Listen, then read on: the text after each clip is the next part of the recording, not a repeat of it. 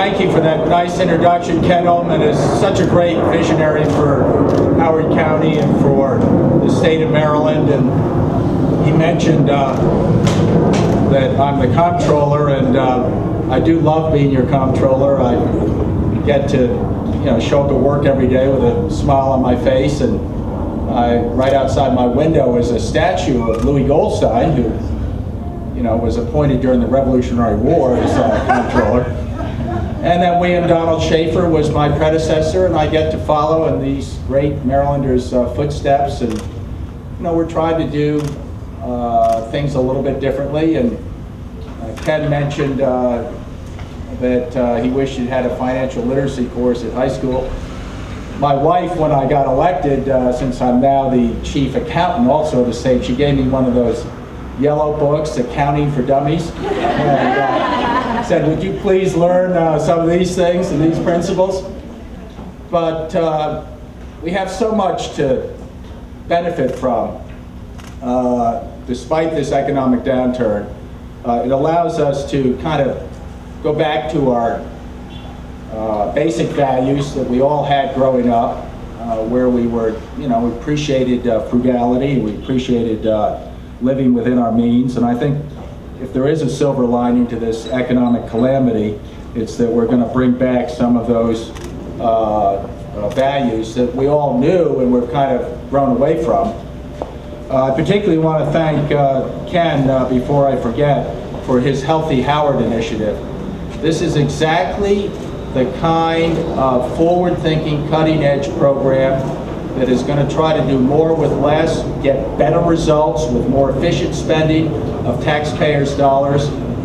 Guarantee you it's the wave of the future, innovative, smart, efficient use of taxpayers' dollars, and measuring what the result is. Not just saying we're spending X amount for education, the Board of Ed is here, but are the kids better educated? And not spending X amount for health care, but asking, are those dollars making people healthier? And I think Ken Ullman, perhaps because of his youth or because of his energy, is going to be right at the front of all of that movement that's occurring. Whenever I see Ken, he's up on a roof with the governor putting on solar panels. Told me he came from planting 2,000 trees or something this morning. Anyway, glad he didn't tire out Councilman Ball, who I'm really pleased to call a friend and also have a great overlap on this tremendous issue of advocating financial literacy. He's truly created a wonderful community event, Money Matters, and appreciate the community college and the library system for being included, but really want to reach out to Councilman Ball and say, job well done. Can you give him a round of applause?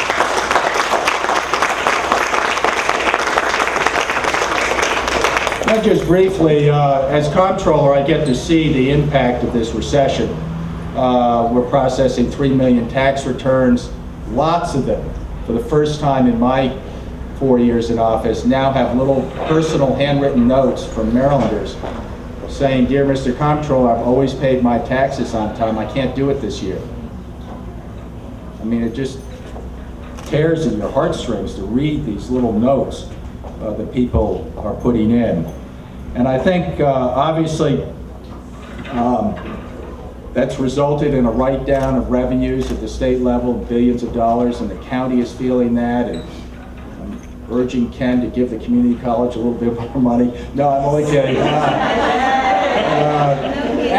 Everybody's it's getting pushed down from one level of government down to the other, and it's serious. Sale tax collections are low and record low levels. Unemployment rates are high. Mortgage delinquency, we're still in the midst of this housing crisis, and small businesses are clearly affected. I urge everybody to shop local. Go to your small independent businesses if you can, because they're not out of the woods by a long shot.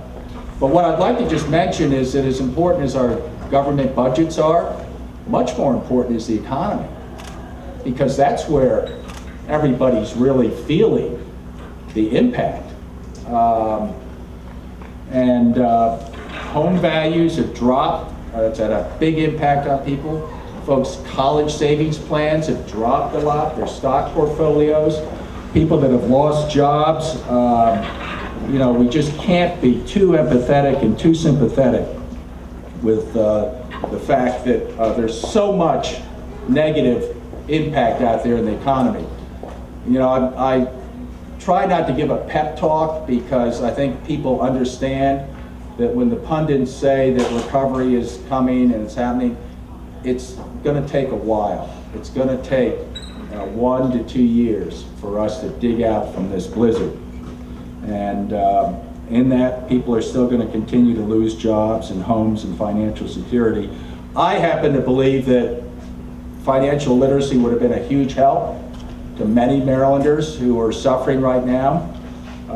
They would have had a better understanding about what to avoid in these downturns, what kind of predatory loans, what kind of small print to avoid, what kind of problems looking at $500,000 home purchase by someone making $100,000. You know, it doesn't compute, doesn't make sense. It's too good to be true, regardless of what the mortgage companies tell you. So I'm pleased to be part of this statewide financial literacy effort. We took a proposal to the legislature last session which would mandate for every graduating high school student in Maryland a requirement before they get their diploma that they satisfactorily complete a financial literacy class. It teaches them the basics, what a budget is, what credit is, what debt is, home loan, auto loan, any kind of mortgage or debt. 3 counties, 3 conservative counties, Allegheny and Carroll and Talbot County over the Eastern Shore, already have done this. They mandate for their high schools that you have to have this standalone requirement. And the reason I like that is because it's not just the self-selecting, entrepreneurially oriented kids that already are serious about finances and their futures. They're plugged in for whatever reason.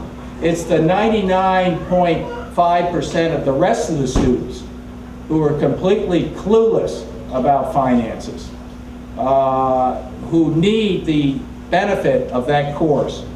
And the fact that these 3 counties have already gone ahead and done it at an almost de minimis cost. I think Carroll County did it in 8 high schools for a total cost of $37,000, using existing teachers and resources.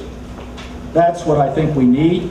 And I think the students, when I go out and talk to them, uniformly say, you know what, this course is probably the most important course that I took in high school. And it allows us to go back and talk to our parents, for example, about their own finances. As someone said to me, Mr. Comptroller, my parents are as clueless as I am. And what a great benefit, an asset to give that and spread that through the community. Or someone else put their hand up and said, have you taken the financial literacy course? I said, yes, I'm on-the-job training, but of course we'll all take it. I'm not speaking for the legislature, though. But the legislation passed the Senate, came within a day of passing the House. It got held up by establishment forces. Some of them were legitimate questions about unfunded mandates and curriculum mandates, and I'm sympathetic to that, but it got hung up and didn't pass. But next year, very optimistic that we're going to pass that. And I worked with many of the people that are here today. Jennifer Bodenseek from Junior Achievement, Dr. Alan Cox came to every hearing and testified. Eric Brotman, I think, is on his way, and he's terrific. So they're all going to be presenting today, and I encourage you all to stick around and soak up the information and join me and Councilmember Ball and County Executive Ullman and others in fighting for better financial education in our school. And God bless each of you for being here.